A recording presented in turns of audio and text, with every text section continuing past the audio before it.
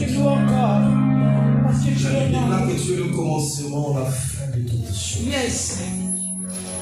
Et cet après-midi, nous te sommes infiniment reconnaissants pour la bonne santé que tu nous communiques, pour la joie que tu nous communiques, pour la paix du cœur que tu nous communiques, pour la grâce que tu nous communiques cet après-midi, Jésus. Nous sommes infiniment vraiment reconnaissants. Jésus, merci. Merci, Jésus. Merci.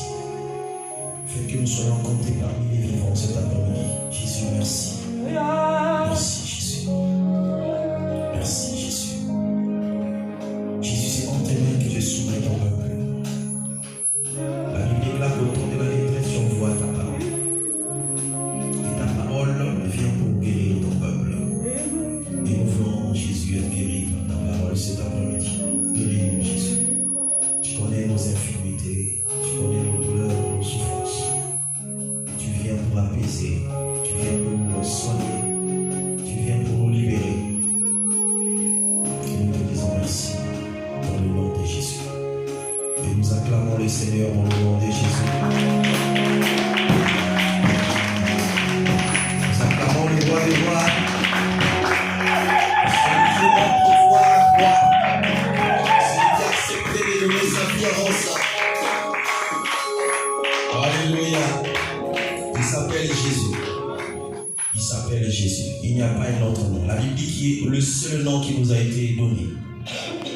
C'est le nom de Jésus. Le nom au-dessus de tous les noms. Alléluia. Est-ce que nous sommes dans la joie? Alors, tu es dans la joie, tu peux te déplacer où tu es. Tu salues ton frère. Demande-lui comment il va. Demande à ta soeur comment elle va. Est-ce que tu as bien passé la nuit? Est-ce que ça s'est bien passé la semaine? Que Dieu te bénisse. Ça va, Moïse? Que Dieu te bénisse. Moi, ça va. De la tête aux pieds. Alléluia. Merci. Est-ce que tout va bien? Je vois le sourire. Bien que par votre regard, je sais que tout va bien. Alléluia. Gloire au Seigneur. Merci. Alléluia. Alors, nous sommes toujours sur notre thème, le bilan. Nous allons récapituler et nous allons parler des 3 ou 4 points que nous avons promis le dimanche passé. On va nous asseoir. Merci. Est-ce que quelqu'un peut nous expliquer le bilan?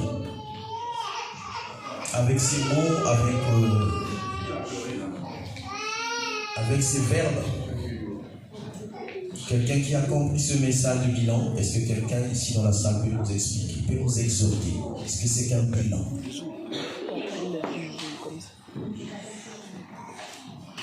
Christ, tu nous prépares le deuxième micro, s'il te plaît. Ah oui. Juste lever la main et puis on va donner le micro, que tu nous expliques un peu le bilan. Tu peux ne pas avoir un verset biblique, mais juste expliquer selon ta compréhension ce que c'est que le bilan.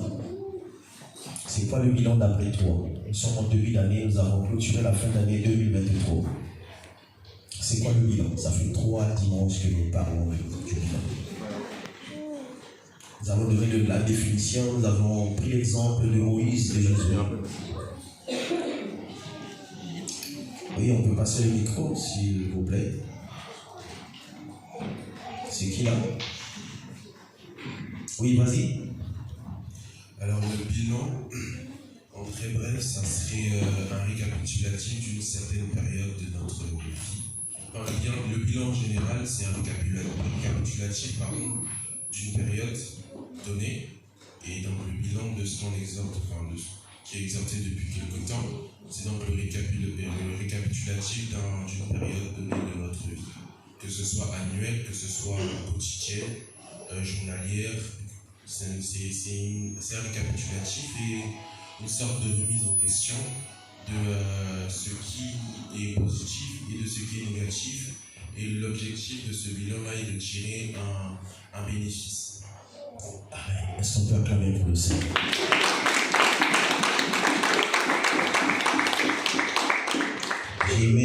conclusion. L'objectif, à la fin, c'est de tirer un bénéfice. Et dans le bilan que nous sommes en train de présenter, le bilan peut être négatif. Ça peut paraître négatif aux yeux des hommes, mais devant Dieu, ça peut être un bilan positif. Est-ce que vous savez ça? Ça veut dire que tu peux parcourir un trajet. Tu te dis qu'à la fin de ce trajet, j'aurai tant. Et tu arrives à la fin, tu n'as pas ce que tu avais demandé. Pour Dieu, tu atteins l'objectif qu'il fallait. Alléluia. Pour toi, tu peux dire que tu as raté ton bilan. Alléluia. C'est pourquoi je prends beaucoup plus dans mon bilan, à moi personnel, le côté négatif. En fait, ça, c'est ce qui m'attire beaucoup plus. Quand je prends l'ensemble de mes échecs, en fait, je me focalise beaucoup plus sur mes échecs. Alléluia. Or, devant Dieu, même un échec, c'est une victoire. Alléluia. Amen. Parce que quand Jésus est mort à la croix, en fait, pour les hommes, même pour les disciples, c'était un échec. Quand vous lisez les 2 disciples sur le chemin de Maüs, pour eux, en fait, ils ont passé 3 ans et demi pour rien. À suivre quelqu'un et à la fin, qui va mourir de la sorte. Et vous lisez leur conversation en cours de route sur le chemin de Maüs, vous allez comprendre que c'était des hommes qui étaient déterminés, engagés dans l'œuvre. Mais quand ils ont vu la mort de Jésus, pour eux, ce n'était pas juste qu'une telle personne puisse mourir de la sorte. Donc, si Cléopas est l'autre disciple qui est anonyme, parce qu'on n'a pas dit son nom, s'ils pouvaient, les deux pouvaient présenter leur bilan, en fait, ils devaient présenter un bilan de 3 ans, un bilan qui est négatif. Alléluia. Mais devant Dieu, la Bible dit que la mort de Jésus a libéré toute l'humanité. Et afin qu'il aille s'asseoir à la droite du Père, la performance de Dieu, à la puissance de Dieu. Alléluia. Amen. Satan pouvait acclamer. Ceux qui en voulaient du mal à Jésus pouvaient acclamer, glorifier. C'est-à-dire que sauter de joie. Mais pour Dieu, il avait atteint un bilan positif. Alléluia. Que Dieu te bénisse. Donc l'objectif du bilan, c'est avoir un résultat positif. Alléluia. Qui d'autre peut nous parler? Le micro, s'il te plaît. Amen. Amen. Bonjour, chers frères et sœurs. Bonjour. Bonjour. Selon moi, le bilan, c'est un examen de conscience où on arrive à faire la somme de. Sur un moment donné, bien sûr, parce qu'on ne peut pas faire le bilan de toute notre vie, mais on fait le vie, c'est un objectif, et à un moment donné, on essaie de faire la somme pour peser le bon et le mauvais. Tout le temps. Tout le temps.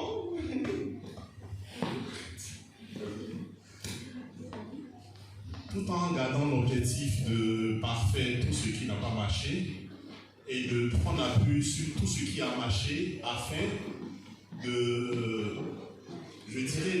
d'attirer la bonne sémence autour de nous. Parce qu'on ne fait pas le bilan parce qu'il faut faire le bilan. En réalité, quand on fait le bilan, c'est d'amener les autres à copier tout ce qui a été bon dans notre bilan et vice-versa, à aller vers les autres pour parfaire ce qui n'a pas marché lorsqu'on fait notre bilan. En tant que chrétien, je dirais le bilan d'un chrétien, c'est de regarder autour de soi, faire l'examen de conscience, ramener à lui tout ce qui n'a pas marché et avec sa communauté essayer de l'aider à positiver ou bien à rendre tout ce qui est négatif positif. Voilà, donc voici un peu la définition d'un bilan de ma part. Alléluia. Est-ce qu'on peut acclamer pour le Seigneur? C'est l'examen de conscience, le bilan. C'est-à-dire que tu as fini un an, tu as commencé l'année 2024, le 1er janvier, tu arrives au 31 décembre, tu t'arrêtes et tu examines ta vie durant toute cette année. Qu'est-ce que tu as fait de bon? Qu'est-ce que tu as fait de mauvais? Et quand tu examines ta vie, et il faut que tu aies conscience, que Dieu te bénisse pour le mot conscience. Parce que quand la conscience n'est pas en place, tu ne feras jamais un bon bilan. Tu vas continuer à accuser les autres. Alléluia. Donc il faut que ta conscience te parle. Tu vas regarder, oui, ça, c'est vrai, c'est l'autre qui a tort, mais là, c'est moi qui ai tort. J'ai tort sur ça. Je suis responsable de cette affaire. Et en ce moment, tu demandes pardon. Et avant d'établir le bilan 2024, il faut que tu réalises d'abord que ta conscience vraiment te parle. Et encore sur l'examen, c'est-à-dire que nous devons servir, que Dieu te bénisse encore une fois de plus, nous devons servir d'exemple dans notre bilan. Le bilan, ce n'est pas seulement pour nous-mêmes, mais c'est aussi pour montrer l'exemple aux autres. Alléluia. Et la Bible dit que les forts soutiennent les faibles. Elle dit que là où tu as failli, c'est là où j'ai demandé des choix des amis, de ceux qui vont marcher avec nous durant cette année 2024. Elle dit que quand tu vas examiner ta vie, tu sauras ceux qui t'ont foncé, ceux qui t'ont retardé la marche durant l'année 2023, et ça ne peut plus être les mêmes compagnies pour l'année 2024. Sinon, tu vas tourner pendant 5-10 ans. Amen. Alléluia. Et ça, il n'y a que ta conscience pour le savoir. Parce que ceux qui marchent avec toi, il n'y a que toi qui les connaisses. Alléluia. Amen. Que Dieu te bénisse, frère. Amen. Quelqu'un d'autre peut parler du bilan? Oui, vas-y, frère. Il y a le frère ici devant qui va parler du bilan.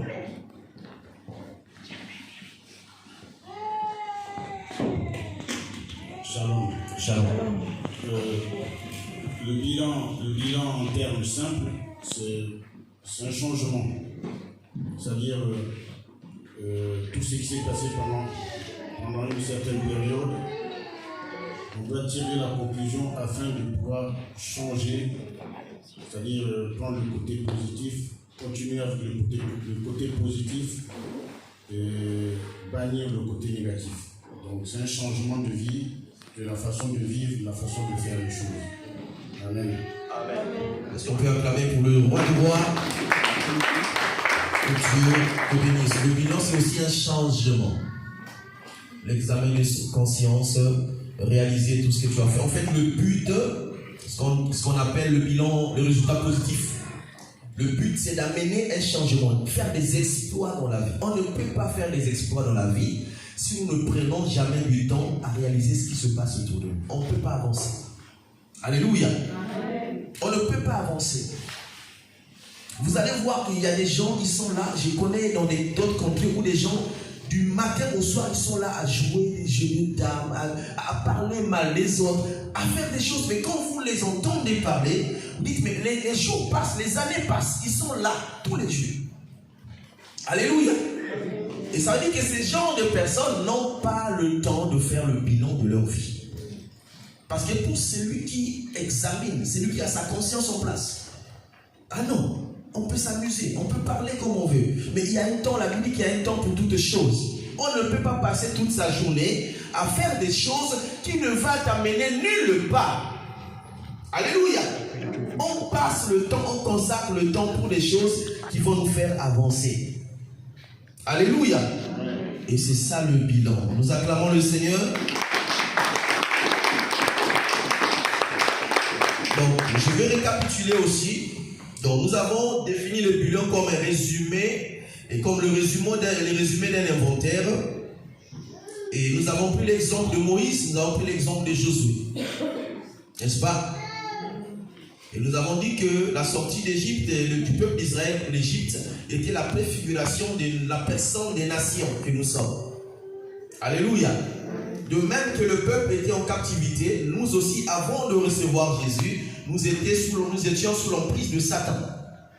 Et donc, le jour où nous reconnaissons que Jésus est Seigneur et Sauveur, que nous l'acceptons, nous aussi, nous sortons de la captivité et nous sommes en pleine marche comme ce peuple marchait dans le désert. Le désert symbolise les problèmes, les situations, les épreuves, la justification. Et c'est là que Dieu sélectionne les élus. Alléluia. Et le but, ce n'est pas le désert. Nous avons dit le but, c'est d'atteindre la terre promise. Et nous, notre terre promise, c'est la nouvelle Jérusalem. Alléluia. Notre salut. Pour Moïse, son salut, c'était Canaan. Alléluia. Pour Josué, son salut, c'était Canaan.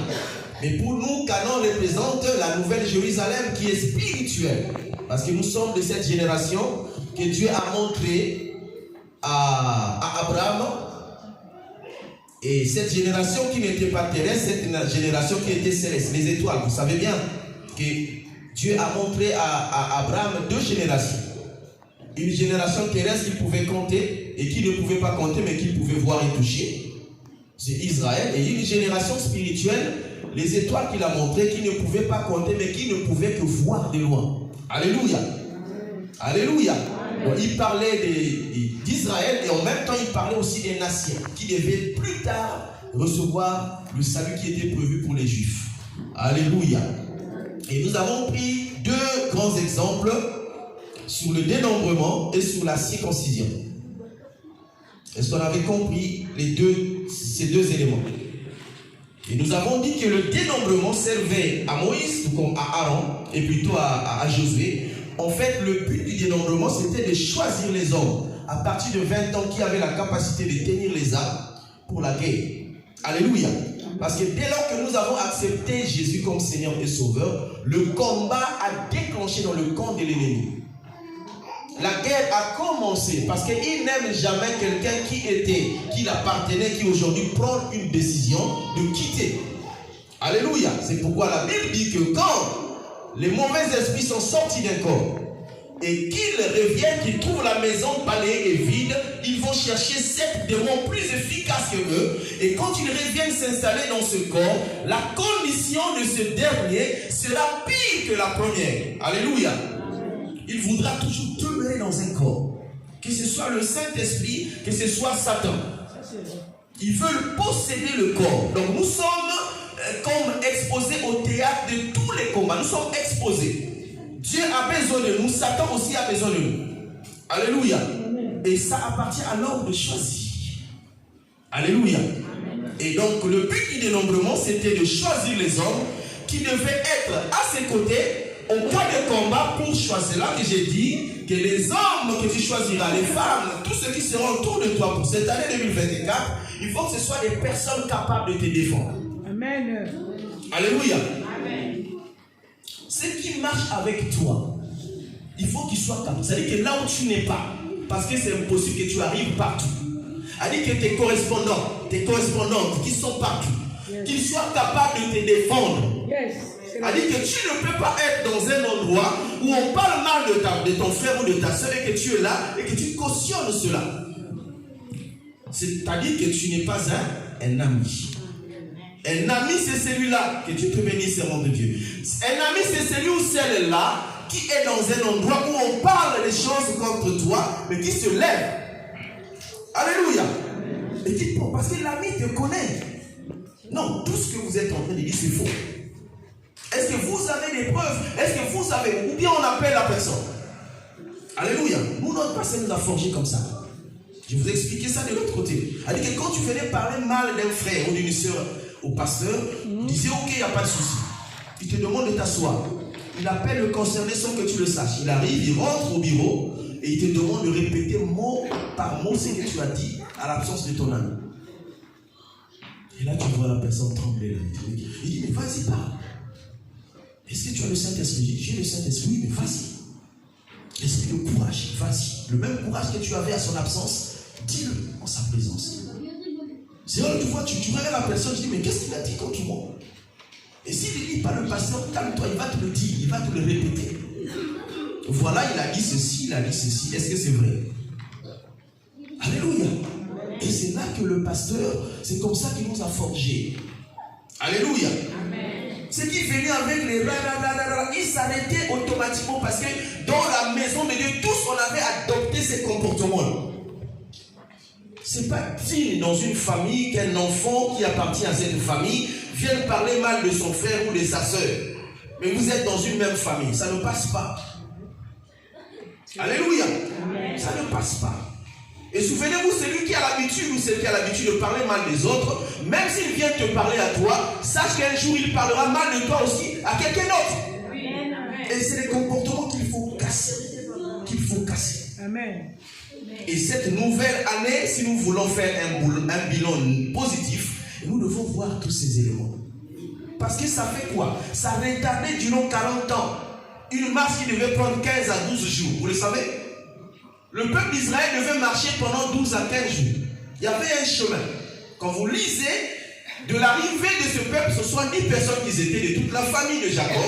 Ils ont fait 12 à 15 jours pour arriver en Égypte.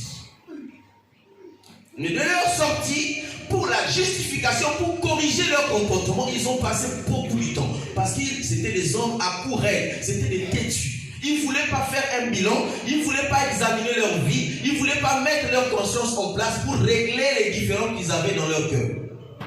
Et Dieu a élargi. Et c'est de même quand vous attendez une promesse de Dieu. Si vous ne mettez pas votre vie en règle, ou si vous ne savez pas où est le blocage pour recevoir la bénédiction qui vient de l'Éternel, mais vous allez passer beaucoup de temps à attendre quelque chose qui devait arriver le même jour. Alléluia. Amen. Alléluia. C'est ça l'importance du bilan. Alléluia. Amen. Et nous avons parlé de la circoncision aussi. Donc le dénombrement, on avait pris nombre chapitre 1 du 2 à 5. Et nous avons pris Exode 17, 8 à 13. Voilà, donc on a là dans ce passage-là, on voit Aaron et Hur devant les Amalécites. Moïse qui avait la vision, ils étaient en guerre et tant que les mains de Moïse étaient levées vers le ciel, les Israélites avaient la victoire. Et comme c'était un homme spirituel, en même temps un homme charnel, ça veut dire qu'il a la chair en lui, et aussi longtemps que la guerre durait, il pouvait se fatiguer. Et quand il baissait la main, il y avait la défaite du camp des Israélites. Alors qu'est-ce que Aaron et Hur ont fait? Ils sont venus, ils ont pris une chaise. Ah ouais, à notre époque c'est une chaise. Donc ils ont pris une chaise parce qu'il était debout. Ils ont mis afin qu'il puisse s'asseoir. Et qu'est-ce qu'ils ont fait? Ils ont soutenu les mains de Moïse. Aaron était à côté et Hur était à côté. Ils l'ont soutenu. Aussi longtemps qu'ils ont gardé les mots de Moïse vers le ciel, ils avaient la victoire jusqu'à la fin du combat. Alléluia. Et quand vous lisez bien le choix d'Aaron et Hur, c'était Dieu lui-même. Et Moïse était bien convaincu, c'était des hommes qui étaient pour lui. C'était des hommes qui ne pouvaient pas murmurer contre lui. C'est des hommes qui ne pouvaient pas parler mal de lui parce qu'ils connaissaient bien que Moïse avait reçu la vision depuis le mont Horeb. Alléluia. Donc nous sommes là. Durant cette année, nous allons regarder autour de nous les personnes qui soient capables de nous soutenir. Tu ne me soutiens pas, je ne te soutiens pas. Alléluia. Amen. Il n'y a rien pour rien. Même Dieu a besoin de nous pour le servir. Ce n'est pas gratuit. Tu viens de me parler des choses qui m'amènent nulle part ailleurs. Je ne suis plus avec toi. Parce que je fais des choses aujourd'hui, tu m'amènes un verset où je n'ai pas compris. Dis bon, explique-moi ça. Ça veut dire quoi? Comment était la parole? C'est quoi? Le logo, c'est quoi? On exploite pendant au moins 30 à 40 minutes. À la fin, j'ai une valeur ajoutée dans ma vie. Alléluia. On explique les choses qui vont faire avancer. C'est pourquoi vous voyez les grandes personnes là. Ils choisissent les milieux. Tu ne vois pas dans les petits milieux là, non. Ils sont dans les milieux où ils peuvent rencontrer un ministre, ils peuvent rencontrer un président, ils peuvent rencontrer un manager, et ils savent que le débat sera vraiment. Vous comprenez? Yes. Alléluia. Et les personnes comme ça, ils ne sont pas orgueilleux, ils ont compris ces choses. Alléluia. Amen. Ils ont compris ces choses. Et nous avons parlé ensuite de la circoncision. Genèse 17, versets 9 à 14 et Josué 5, 9 et 2 à 9. Et nous avons dit, la circoncision, c'est l'alliance que Dieu avait fait avec qui? Avec qui? D'abord avec Abraham. Donc le père de l'alliance, quand on parle des patriarches, le Dieu d'Abraham, le Dieu d'Isaac, le Dieu de Jacob. Le père de la foi, le père de l'alliance. Jésus est venu corriger ce que Abraham avait commencé. Et quand on parle de la foi, même quand vous lisez Hébreux 11, on passe par des exemples, on parle de la foi d'Abraham. Pourquoi? Parce que c'est le seul qui avait un seul fils et qui est allé, il était prêt à sacrifier ce fils-là. Ce qui était le projet de Dieu pour Jésus. Et c'est pourquoi on l'appelle père de la foi. Et c'est lui qui avait l'alliance qui avait reçu l'alliance de la circoncision. Et Moïse est venu interpréter ce que Abraham, son grand-parent, avait reçu de Dieu. Alléluia. Donc l'alliance de la circoncision avait commencé par Abraham.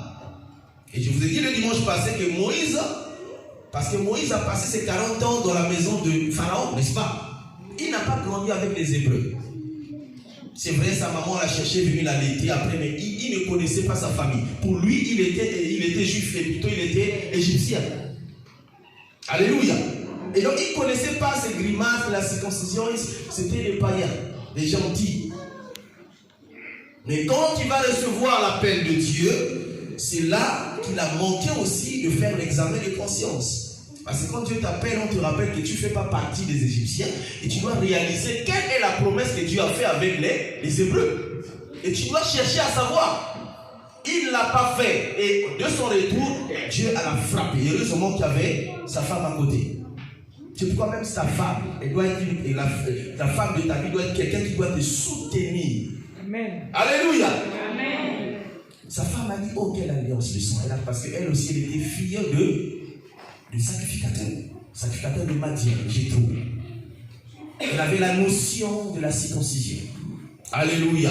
Amen. Et donc, les amis que tu vas choisir cette année doivent être des gens qui sont déjà circoncis. Je suis chrétien, j'ai beaucoup de connaissances, musulmans, je ne sais pas quoi, mais un ami à moi doit être obligatoirement un chrétien. Amen. Qui confesse la même foi que moi. Je ne peux pas aller libérer mon cœur à quelqu'un qui n'a pas la même foi que moi. Qu'est-ce qu'il me dit là? Je ne peux pas aller demander conseil pour une expérience de vie pour quelqu'un qui ne connaît pas Jésus. Qu'est-ce qu'il va me donner comme conseil? Alléluia. C'est pourquoi faisons très attention pour cette année 2024. Alléluia. Et encore nous avons l'église qui est le corps de Christ. Et la Bible dit que dans la parabole de l'ivraie et le blé, il y a aussi des païens dans l'église, il y a aussi des manciens dans l'église, il y a aussi des chrétiens dans l'église. Et même à l'église, nous devons faire attention, très attention. Alléluia. Amen. Très attention. Il faut bien examiner. Alléluia. On dit l'habit fait le moine. Est-ce que c'est vrai? Je vois dans les TikTok, même les païens, ceux qui ne connaissent pas, ils s'habillent en tenue de moine. Est-ce que ça fait d'eux des moines? Non. Alléluia. Et c'est vrai qu'on reconnaît un moine par ses habits. Mais le vrai habit, c'est le comportement. Même si tu es à l'église, je dois t'examiner. Je dois te regarder minutieusement. À un moment donné, commençons même à se fréquenter. Parce que souvent ici à l'église, on est là comme des frères, sœurs, calmes, tous. Mais quand on sort de là, tu vois, tu entends quelqu'un parler, tu dis, waouh, ça c'est grave. C'est pourquoi aujourd'hui il y a moins de gens qui s'intéressent à l'église. Parce que quand tu dis je suis chrétien, je pars à l'église. Déjà, en voyant ton comportement dans la cité, dans ton quartier, dans ta maison, tu vas le dégoûter. Et oui, il dira quoi? Ce que tu dis, c'est ce que tu apprends à l'église. Alors que c'est des gens qui ont double vie. La Bible dit que pour la première fois en Antioche, on a commencé à appeler les chrétiens parce que ce n'est pas eux qui ont dit appelez-nous chrétiens. Ils ont vu leur façon de faire, leur manière de marcher. Ils ont dit ceux-là, certainement ils étaient aussi avec Jésus. Parce qu'ils parlent comme Jésus, ils marchent comme Jésus, ils font tout ce que Jésus faisait. Alléluia. Les œuvres ont parlé. Ce n'est pas je suis chrétien avec une Bible, je pars à l'église, ce n'est pas ça qui compte. C'est les œuvres. L'intérieur de toi qui va déterminer. Alléluia. Qui va déterminer sur ton identité. Alléluia. Ce qui maudit l'homme, ce n'est pas ce qui rentre. Mais ce qui fait quoi? C'est ce qui sort de lui. Or, ce qui sort de toi, c'est ton cœur. C'est pourquoi quand vous n'avez jamais entendu quelqu'un parler, il faut vous méfier. Il faut vous méfier. Quelqu'un doit parler. Nous devons savoir le toi à l'intérieur. Parce qu'il n'y a que toi pour libérer le toi. Vous comprenez? Il est là, vous parlez, vous finissez-vous le. Il parle pas, il parle. Mais qu'est-ce qu'il y a? Vous voyez, même dans des contrées comme ça, les gens te regardent bizarrement. Je dis, mais celui-là, qu'est-ce qu'il dit gentil? Parfois, tu n'as rien contre eux. Mais il faut que tu parles. Alléluia. Parce que c'est en parlant qu'on devine exactement qui est là, la personne. Alléluia. Parce que les autres aussi voudront bien bénéficier de ce que tu as comme grâce. Et si tu ne parles pas, qui va parler à ta place? Est-ce qu'on peut acclamer pour le Seigneur? Et nous avons promis quelques points pour le bon départ de cette année 2014. Et 2024, excusez-moi. 2014. Ils sont passés. C'est quoi ça? C'est une révélation ou quoi? C'est trop loin, il n'y a même pas 2023, 22. Non, c'est le chiffre 4 seulement qu'il y a. Voilà, nous avons, j'ai retenu 3 points. Après, vous pouvez ajouter les points. C'est pour le bon départ de cette année 2024. Vous allez noter ces 3 points. Ça va vous aider à trouver d'autres points pour bien démarrer cette année 2024. Parce que nous sommes encore en début d'année, janvier. Nous sommes aujourd'hui le 15, n'est-ce pas? Le 14. Le 14. Donc nous sommes encore en début d'année. Le meilleur vœu, ça passe rapidement. Le meilleur vœu. Bonne année. On dit qu'on fait déjà une prière pour toute l'année pour toi. C'est bien. Mais si tu ne connais pas ces choses, mon frère, ma soeur, tu vas tourner. Tu vas commencer janvier, février, mars, avril. Tu auras les mêmes dettes, les mêmes problèmes, les mêmes situations, les mêmes difficultés. Jusqu'en 2025, tu vas rentrer avec les mêmes problèmes. Alléluia. Or, nous devons tout faire. Tout ce qui était de 2023, nous devons les laisser. C'est pourquoi on parle du bilan. Le bilan, pour ceux qui ont fait économie, on parle du report du bilan. C'est-à-dire qu'on ne fait pas le même bilan de 2023, mais on prend quelques éléments, le résultat du bilan de 2023, et ça nous servira pour bien commencer le bilan 2024. Alléluia. Amen. Parce que 2024, c'est un autre bilan qui va se préparer. Et c'est là qu'on met de côté les clients qui n'ont pas payé, qui nous ont retardés parce que nous avons établi notre entreprise, nous avons mis la machine en marche pour que les gens viennent investir. C'est pas que tu viennes prendre les dettes et tu ne payes pas. Alléluia. Et c'est là qu'on classe les clients qu'on appelle les clients insolvables. On les met de côté. C'est vrai, il y a une poursuite parce qu'on ne va pas te laisser. Si c'est une dette, ne pense pas que parce qu'on t'a mis parmi les clients insolvables que tu ne vas pas payer. Il y a des gens qui sont préparés pour ça. Il y a le tribunal, il y a les avocats qui vont te... Mais pendant qu'ils te poursuivent, tu ne fais plus partie de leurs clients. Alléluia. Ils vont choisir d'autres partenaires. Et tu vas payer ça petit à petit jusqu'à. Mais au moins la société va mentionner que ce client-là, même s'il vient avec les milliards, il ne va jamais être reçu ici. Alléluia. Parce que c'est lui qui nous a fait traîner. Et c'est ça le bilan, mon frère, ma soeur. Ce n'est pas haïr. Le bilan, ce n'est pas pour être tout seul dans son coin. Non, le bilan pour réaliser. Parce que, mes frères, il n'y a pas un autre secret. Je disais, j'en discutais avec ma femme, j'ai dit, il n'y a personne qui peut venir nous aimer plus que nous-mêmes. Impossible. Personne ne viendra. Quelqu'un peut venir, il te dit, je t'aime. Il peut utiliser tous les mots qu'il faut. Mais la première personne qui doit d'abord se valoriser, c'est toi-même. Alléluia. C'est toi-même. Et ça, ce que nous sommes en train d'apprendre là, c'est des choses que toi-même tu dois mettre en place. Mets de côté tes émotions, mets de côté tes sentiments. Parce qu'il est question de ta vie pour cette année 2024. J'ai vu des gens mourir comme ça. Ils sont partis comme ça, il est allé manger dans un endroit où ils ne maîtrisent pas les gens, on a mis le poison. Tu manges, tu meurs. Tu laisses tes enfants, tu laisses ton mari, ta femme, tu laisses cette vie que Dieu a mis à notre disposition. Tu es parti en ton terre. Alléluia. Parce que tu as manqué un peu de discernement, trop de sentiments dans les choses. Chaque invitation, il faut que tu sois là. Est-ce qu'il te dit qu'il faut que tu sois présent à chaque invitation? Il faut d'abord savoir, c'est quoi mon intérêt pour cette invitation? Si c'est pour ton anniversaire, oui, c'est bien. Mais quel est mon intérêt là-dedans? Moi, je ne viens pas si je n'ai pas moi-même l'intérêt dedans.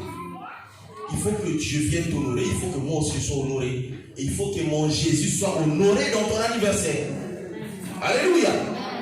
Si c'est seulement pour boire et chanter, je ne sais pas quelle chanson, je ne viendrai pas. Alléluia. Et ça, c'est comme ça que vous voyez, il y a des gens qui ont peu d'amis. Parce qu'ils ont tellement fixé des objectifs dans leur vie. Ils ne voudront pas que quelqu'un vienne entraver, couper cela. Et c'est des gens, généralement, qui réussissent toujours. Alléluia. Est-ce qu'on peut encore acclamer pour le Seigneur? Donc le premier point que j'ai mentionné, c'est le service. Le service. Est-ce que vous pouvez noter le service? La Bible dit, vous servirez l'Éternel et il bénira votre pain et votre eau. Le point capital dans la marche, c'est le servir. Quand vous lisez la Bible, le motif de la sortie, de la délivrance du peuple d'Israël, la dit que libère mon peuple, il s'adresse à Pharaon, libère mon peuple afin qu'ils aillent m'adorer. Et l'adoration, c'est le service. L'adoration veut dire aussi sacrifice. L'adoration veut dire aussi culte. Donc, on est libéré de la captivité entre les mains de Satan, c'est pour servir l'Éternel. C'est pour le service, pas pour autre chose. Alléluia. C'est pourquoi on dit dans la maison, même dans chaque contrat, il y a des droits, il y a aussi des devoirs. Alléluia. Celui qui respecte ses normes dans le travail, il travaille bien. À la fin, il n'a pas à discuter ton sans salaire. Ils savent. Tu vois seulement qu'un virement fait dans ton compte. Tu n'as pas à payer pour ça parce que tu as travaillé. Vous savez, il y a d'autres choses, on n'a pas besoin de... On n'a pas besoin. On fait seulement le service de l'Éternel, ce qu'il t'a demandé de faire, et le reste il donne. C'est ce qu'il a dit dans sa parole. Vous servirez l'Éternel et lui fera quoi? Il bénira votre eau. L'eau qui symbolise la vie aussi. L'eau qui symbolise aussi la pureté. Et il bénira votre pain qui symbolise la nourriture, les biens. Alléluia. On n'a pas besoin de toutefois formuler, passer 2-3 heures du temps pour des prières qui ne servent à rien. Serve seulement l'Éternel. Fais sa volonté. Et tu verras. Alléluia. Amen. Donc le premier point, c'est le service. Est-ce que nous l'avons noté? Comme tout père, on met au monde